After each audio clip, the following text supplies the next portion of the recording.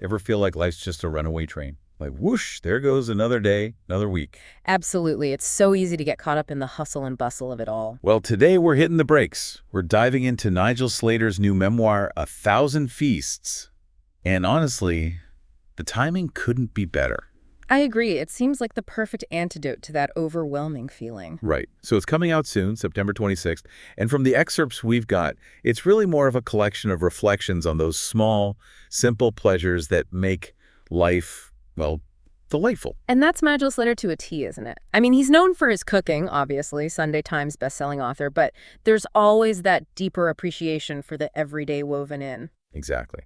And this book, it really leans into that. The subtitle even says it all. A joyful new memoir on the pleasures of food, travel, and gardening. It's about savoring life, not just through elaborate meals, but through all these little moments. And what struck me reading those excerpts was how sensory his writing is. He doesn't just tell you about, say, a bowl of miso soup for breakfast. He makes you feel like you're right there with him. It's true. I could practically smell the savory aroma, feel the warmth of the bowl in my hands. And it's not just taste and smell either. He transports you to these incredible places, a bustling market in Morocco, a serene moss garden in Japan through his words.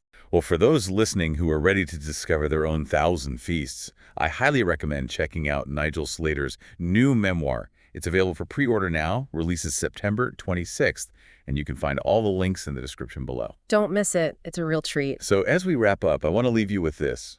What will your 1,000 feasts be?